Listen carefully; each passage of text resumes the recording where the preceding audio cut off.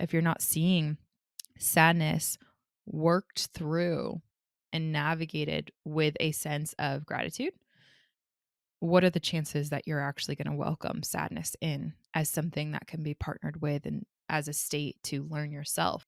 Bad feelings, like, even think about that. The way that we label these emotions, sadness is bad, your bad feelings. Why are they bad? It's because we've been conditioned as a society that we're always supposed to be happy. Hey everybody, it's Bianca. Welcome back, Evolvers. It's Emilia. M, you know that one of my two guilty pleasures is scrolling on TikTok. Um, Hmm. I gotta be honest, I love it. I really do. It is guilty, not guilty. I don't care. It is what it is. It's like the one bad thing that I do in my life. And a couple of weeks ago, this story actually is what made me want us to do this dialogue today and to have this conversation. So I was scrolling through TikTok, and it's so funny that the algorithm is so pristine that, like, I'm observing the patterns, and it's like in the early daytime it's like all funny, like hype type of content, and then at night it's like darker, more sad, more like melancholy type of content. Melancholy. Um Mhm. it's so interesting. But I was on TikTok a couple of weeks ago, and I was scrolling, and I literally have it in front of me right now. And this post came up, and I'm going to flip the screen so you can see it. So if you're watching on YouTube, you'll be able to see it, but if not, I'll describe it. So it says, "You're sitting next to death, having your last drink. He tells you the time has come and it's time to go. What are your last words?" Oh yeah, got real dark. Holy This is the crap! photo. This is one of the photos. So That photo number is 1, so aggressive. M, just wait for it. Photo number 2. Okay? So it's basically the Grim Reaper sitting at a bar with a beer in front of him. Mm. M, listen to these comments. Oh, This is no. why I wanted to do this today. I'm just going to read a few of these, okay? Yeah, yeah. "Finally, I don't have to be strong anymore. Gave all I had. Now it's time to sleep. I'm tired. You're too late. I died years ago when she ripped out my heart and shattered it right in front of my eyes. Please, God, protect my kids. I'm ready. Let's go. I'm tired. Death isn't what I'm afraid of anymore. It's the possibility of being reborn into this cruel world and having to go through this process all over again. Lord, please forgive me for my sins. What took you so long? Will my kids be okay without me? May my two sons be better off without me. I've been waiting for you. Why is a man's life so rough? Take care. I've been hurt enough. Can't wait to see my father again. My kids are grown up. They don't need me anymore. Served my country with honor. Let's go." I'm going to read this last one. "I can finally rest. I don't have to wear this fake smile anymore. Finally. I have nothing left anyways, so let's just go, please." There's 18,000 comments on this one post. And the Mm. majority of them, because I was really combing through these, the majority of them are exactly that. Something along the lines of, "Thank God, I'm ready, let's go. I don't want to be in Yeah. pain anymore." Mm. You and I have done a really good job at, and you more than me, I give you full credit, at protecting our energy and making sure that our life is set up in such a way that we have purpose, we have meaning in our life, we have good people in our life. Um we're doing things that matter, and we really take care of our mental health and our energy. And I think because of that, it's also really easy for us to not see how many people are really suffering in this world, and Mm. to want, like, because we just want so much to help people, and because that's our entire mission, it's like we see it, but we don't see how much of it actually is out there. And Mm, after I saw that post, I saw a bunch of them similarly within the same, like, nighttime span. Same thing. Everyone is like, "Thank God I'm ready. I don't wanna be here anymore." More people than I think any of us want to admit are really suffering and mm, are really struggling. And if you look at the statistics, which I think are invalid, I think it's way more than this, but we did an Out of the Mud. I think it was the last one where we're diving into some of the mental health statistics, and 1 in 5 people struggle with some sort of mental illness. mhm. It was like only 20% of all people who even identify that they're struggling with mental illness or with mental health challenges ever seek any sort of help. That means only 20% of those who even acknowledge that they have it. It's way more. It is way more pervasive. It is way worse than any of us want to believe, Yeah. but we do such a good job of hiding it. The Mhm, majority of us do. What I want us to dive into today is why this happens. Why is it that so many people are suffering? Why are so many people struggling with this deep emptiness and sadness and loneliness? And what are some things that they can start doing to overcome this? And I want to put a disclaimer out there before I dive in. I am somebody who struggled with depression for most of my life. At a very young age, I was diagnosed with persistent depressive disorder, which basically means long-term depression, so longer than the traditional, and it's a more low-grade version, basically. I'm minimizing it a little bit, but or not minimizing it, I'm summarizing it quickly. Um, but it's a low-grade depression, and I struggled with it for the majority of my life, and in all honesty, there is pieces of that still there, and there are parts of that still there. So, with what we're talking about today, I really just want to emphasize and need to emphasize that we're not just coming at this from a clinical perspective because we both do have the clinical knowledge and the clinical data, but two real people who also have struggled with depression too, with sadness too, with trauma too. mhm. And being able to really show you guys that there is a way out of it. There is a way to navigate through it. Maybe it won't be completely gone, but your Mhm. life won't feel as empty. You can live with it and you can still have a really wonderful, meaningful, joyful life if you allow yourself to do this and to do the work to work through this. Yeah. I'm grateful that you put the disclaimer on that and that you shared what you just did because I know it's really easy and I've spoken to a lot of people. It's, and we've gotten people sharing with us. It's really easy for you guys to say this stuff. You guys don't experience some of these things. And that's just absolutely not true. Not even Um, a little bit. as a matter of fact, we have a very intimate experience with this stuff. That is why we do what we do in the world, because we know that in those lonely moments, in those deeply sad, in those deep emotions that are called low valence states, aka unpleasant to experience, we know how challenging it can be. And we know it sucks beyond suck. Like, there's really That's no other one way to way to say it, explain it. Yeah. right? Yeah. And what we have done has been able to create a life of meaning. I don't wanna say despite that, but in partnership with that, Yeah.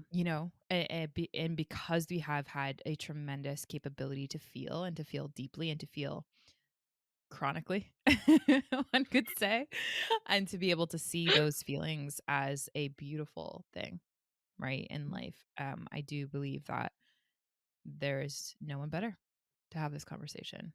So, um, one of the things that I'll share here is that sadness hurts so much because, at least this is my belief system. I Mhm. believe we're we're told as if sadness is a bad thing and that no one experiences it unless there's something bad that's happening in your world. So like think about when you were little, right? First a baby is crying. What do babies usually hear? Shh, shh, if especially if they're in a public space, right? Or whatever consolation that is kind of dismissive, right? And then as a toddler, oh, don't worry, don't cry, right? Like, and crying is usually the adaptive coping mechanism as a function to help move that sadness through us because sadness is a Mm. really beautiful indicator of something hurts. Something is emotionally painful for me. And there's nothing worse than dismissing a feeling, right? And so we experience that. If everyone that's listening to this, even you and I, have had conversations where if we were to look at the people who, as social observers, when we're really young, we look up to the people who have quote unquote lived life and we look up to them to model, right? Socially accepted behavior. So if you're looking up to your parents as the compass of how to respond and how to feel and how to um, take care of oneself, if you never see your family or your parents cry, if you never see that their sadness can be partnered with, and I'm Mhm. not using the words dealt with on purpose because again that insinuates it's a bad thing. If you're not seeing sadness worked through and navigated with a sense of gratitude, what are the chances that you're actually going to welcome sadness in as something that can be partnered with and as a state to learn yourself and a space to understand your deepest moments of meaning? Because let's look at those comments, right? The sadness that is portrayed through some of those comments, whether they're a bot or whether they're a real person, I'm not going to have that dialogue. But in general, I think the sentiment um, is very on top of what so many people experience, which is I have a reservoir of sadness. I'm tired of experiencing this alone. I am exhausted from my life and from what has been taken from me that I hadn't had the support to navigate or cope with in a way that served me and served a meaningful life for me. Sadness is an indicator of what means so much to us. And when we try to dismiss that, we don't actually get to know ourselves at a deeper level, which actually further deepens that sense of loneliness. Hi, my name is Kaylee Putnam, and I'm an intern at Evolve Ventures Tech, and I work with data analytics. I just wanted to come on here and talk about my experience with the Evolve team. Every single day, I learn new skills, not only my position, but also how to become the best and most aligned version of myself. I've learned through their support that I can achieve any goal I set my mind to, and anything that I want to happen will happen if I work hard enough. I've never met a group of more supportive and genuine people than at Evolve. Every single day, members check in on other members, asking if they're okay, what they can do to help, and it's such a caring environment. And I'm so grateful I got the opportunity to work with this team because I feel like they've truly given me what I need to be successful in my future careers, and I'm so grateful for that. I'm so, so glad that you said that. Most people just want the solution to their feelings rather than a deeper comprehension of what those feelings mean. I mean, we've talked about this so frequently on this show. Your feelings are not bad. And sadness is not bad. Sadness is a message. And I really love the point that you made that just because you're sad, it doesn't mean that something bad happened. We don't fully understand our brains yet. Like researchers, neuroscientists, whatever, we don't understand the full extent of the brain and why certain things come up and why we have certain experiences. But what we do know is that there are thousands of micro things that we don't realize that impact how we feel. There's so many things that impact it, and most of us feel so helpless to it because we actually never got the tools and the resources and the love and the compassion Yeah. to partner with it, to embrace it. Bad feelings, like, even think about that. The way that we label these emotions, sadness is bad, your bad feelings. Right. Why are they bad? It's because we've been conditioned as a society that we're always supposed to be happy. I think that's BS. The drive to always being happy has invalidated so many people from the real authentic experiences that they are having. One of the best things that you can do with someone who is suffering, it's not to try to change them, it's to sit there with them. Mm. I had a session with a client today. We're finally starting to talk about some of the trauma that she's experiencing, or that she experienced, because for her entire life, everybody invalidated her. Everybody, she had severe abuse that happened, neglect, really Mm. terrible things, and her entire family basically told her to stop talking about it. We don't want to hear it. We don't want to acknowledge what happened to you. And so she learned from a very young age, oh, my feelings don't matter. I'm not going to be recognized here. I'm not going to be seen. My feelings aren't going to be acknowledged. My experience is literally being denied. Mhm. They're telling me that my truth didn't actually happen. Okay, let's numb. And Yeah. she's been numbing and dissociating and using substances to run away from her feelings. And she had a crisis happen last week because it finally hit her. And Yeah. so what I did with her today, I just sat there with her. I didn't say a word for like 30 minutes. I just let her cry it out and Mm. talk about what she was feeling and talk about her experience, not making her wrong for it, but validating her when I could. Mm. So powerful. Some of That's so transformative when you can just sit there with someone in a moment. But we struggle to do that because we struggle with the quote unquote negative feelings that we have because we think we're not supposed to have them. Right? But the more you run away from them, the worse that they get, which goes back to the tools that none of us were given. So, M, unless you have another point that you want to make, what are some The things that people can, let me ask my question Mhm. first and then, Yeah, yeah, please, please, please. what are some things that people can do that you've seen to be incredibly effective to help them feel as though they can partner with their emotions and their feelings and their sadness rather than just trying to um, just process through it or problem solve their way through it? Yeah. There's a couple things here. I appreciate the question so deeply. Um, we always say, and I've always said with clients that emotion is energy in motion.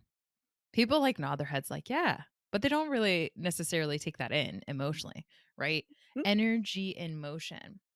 That is what emotion really is. It stands for it literally. And so when you can have that one emotional acknowledgement, what you're essentially doing is acknowledging that the emotion that resides in your bodies, in your minds, in your heart, right? Your spiritual being, when you can acknowledge the fact that there are states that arise and they fall, you feel, and then it navigates through you. There's motion and then there's regulation.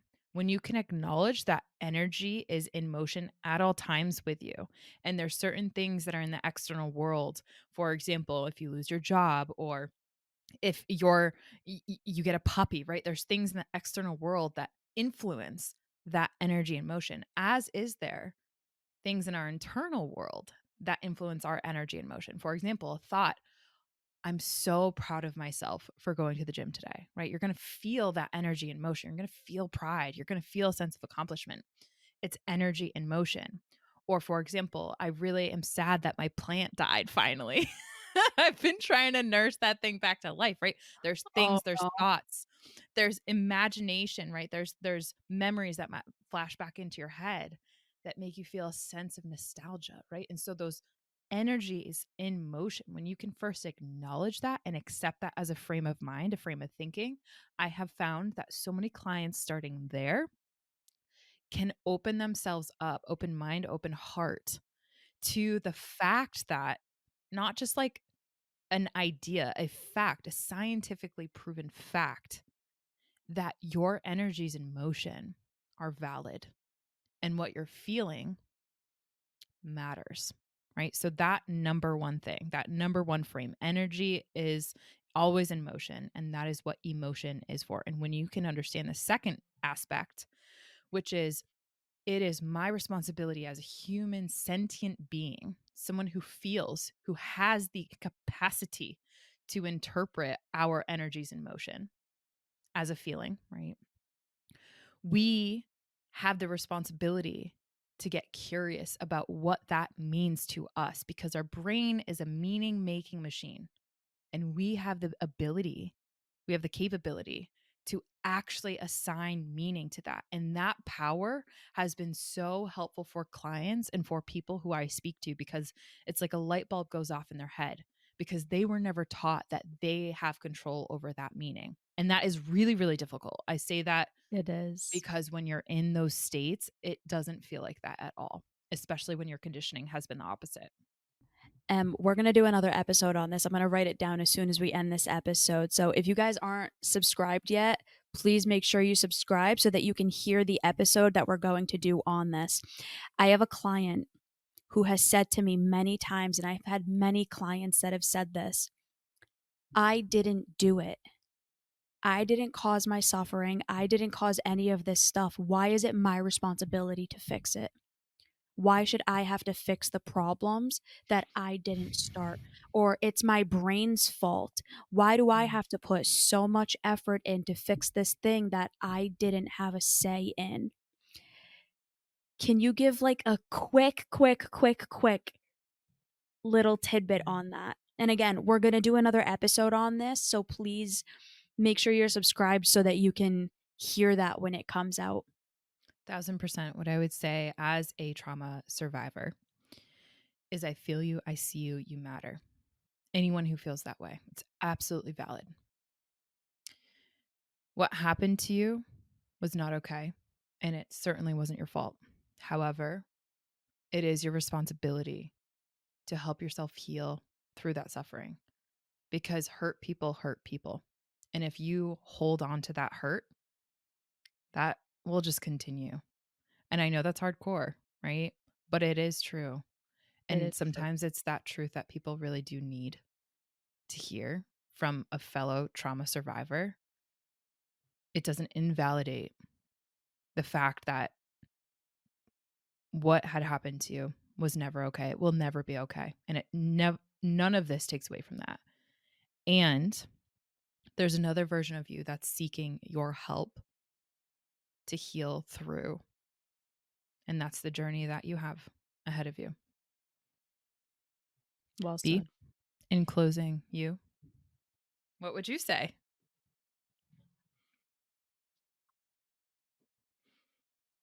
I'm going to leave it for that episode. Okay. Cool. Yeah. Because we got to wrap up. Okay. If this resonated with you, if you are somebody who feels so deeply connected to what we were talking about, who is struggling with really heavy emotions, not because they're bad, but because they're heavy. They are. Some emotions are just we don't like them. They don't feel good when we're experiencing them. And that's okay. If that is you, Evolve has so many resources to be able to help you.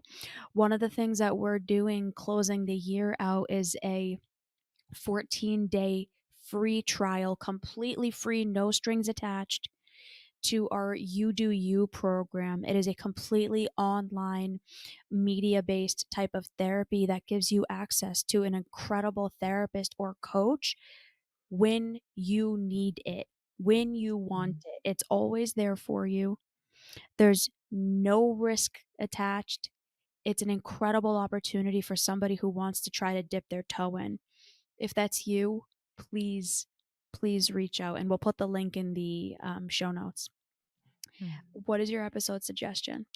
My episode suggestion in closing is 278. Do you know what happened to you? Really focused on Ooh, trauma and the events that create this energy and motion. How about you? that was a good episode. Mine is 322, why it's scary to have hope. It's Oh, scary to have hope, yeah. especially when you're sad. It's risky. It Mhm. really is. And again, we are so excited to get to be here to help you guys and gals, all humans, through all of this. So we hope we see you in the next episode, and we cannot wait to hear from you. Bye, everybody.